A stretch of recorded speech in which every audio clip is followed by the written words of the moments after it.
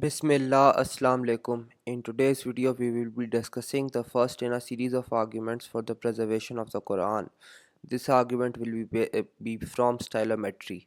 As people familiar with my work on historical reliability of Hadith will know, Stylometry is a method of linguistic analysis. This method uses statistical analysis to determine the author or authors of a particular text or book or work.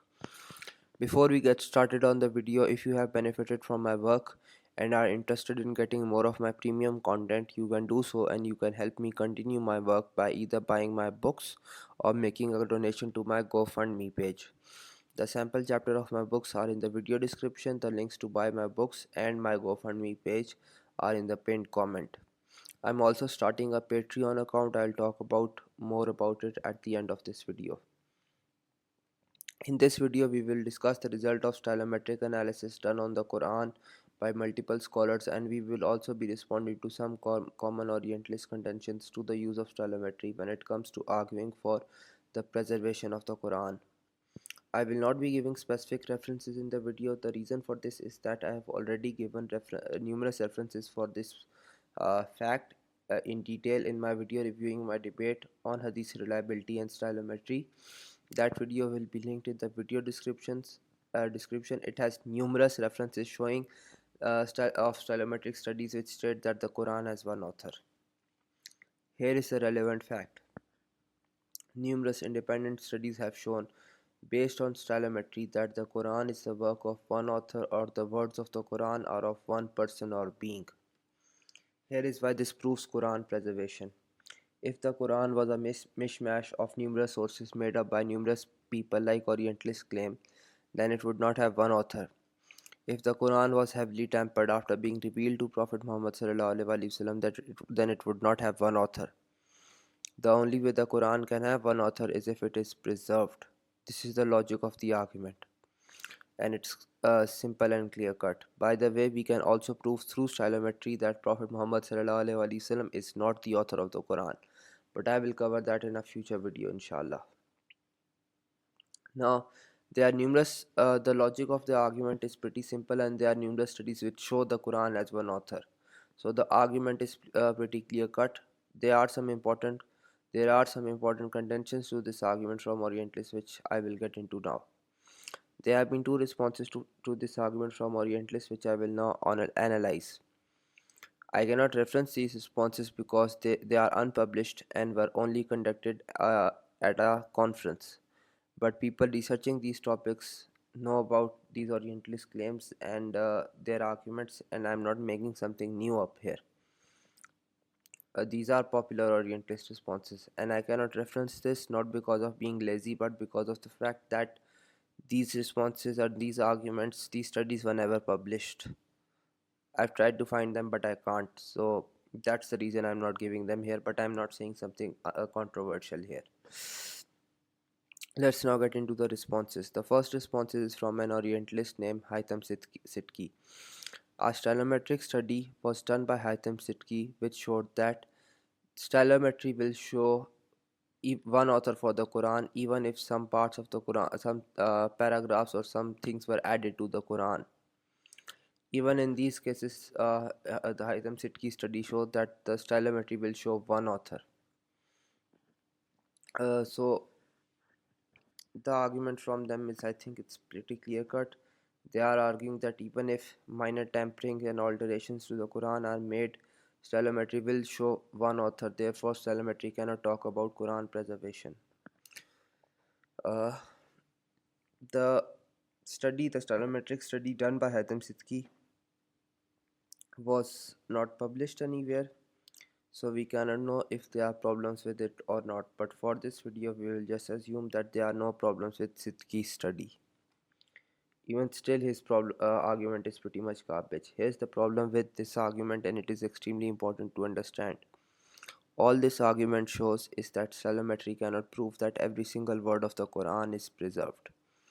There are other arguments which can prove every single word of the Quran is preserved, which I will cover in future videos. But while stylometry cannot show that every single word of the Quran is preserved, it can still prove that large sections of the Quran or vast majority of the text is preserved. There's a very simple reason why. Suppose there's a book written nowadays by one author. Stylometry will show one author. If a book is written by multiple authors, stylometry will show multiple authors.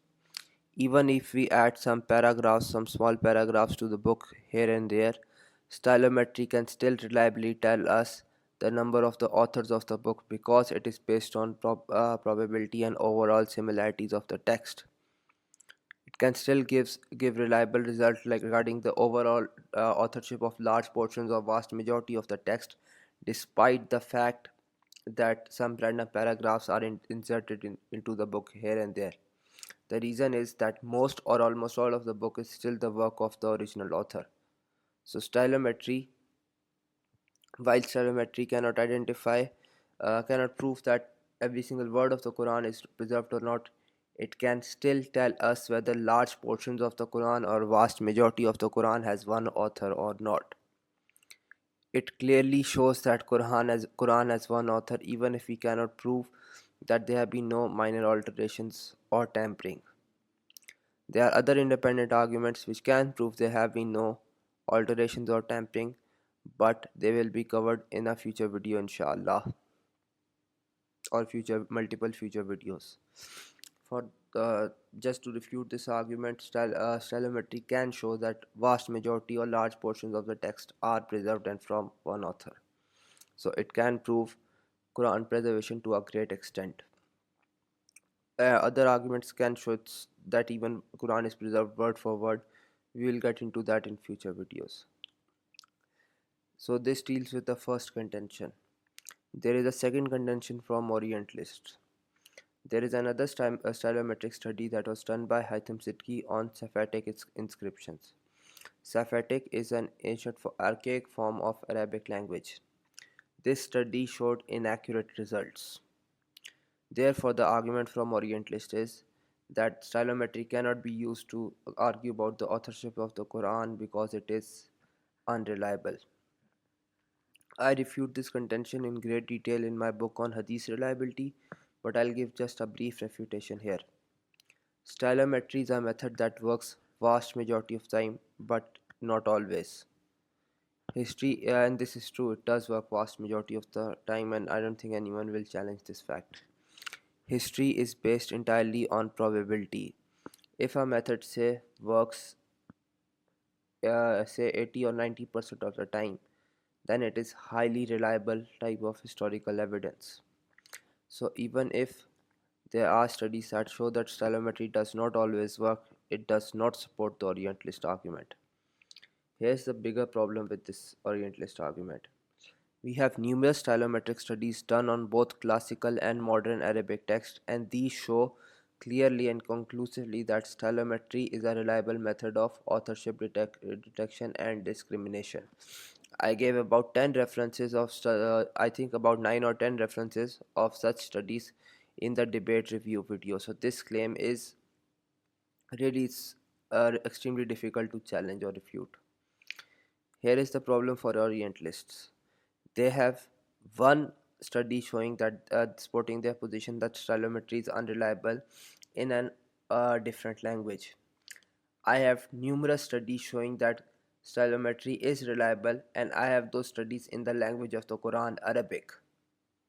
So the Orientalist finding here is clearly debunked.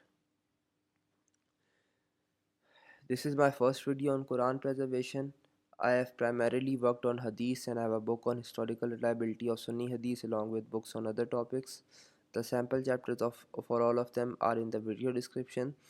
Years of hard work, research and debate have gone into these books. You don't have to take my word on this. The sample chapters are free for anyone to read, and you should read them, all of them. All of them have taken a lot of effort. You buying the books would really help me out, inshallah, and you can do so from the link in the pinned comment. Before I end this video, I wanted to mention that I'm starting a Patreon account. The link for the Patreon account is in the pinned comment. The subscription will be $5 a month. I'll be offering their live chats, I'll be offering exclusive content there, and general support and on my Patreon page. You can support me either by joining my Patreon page or donating to my GoFundMe page. The links for both are in the pinned comment. Till next time, Assalamu alaikum.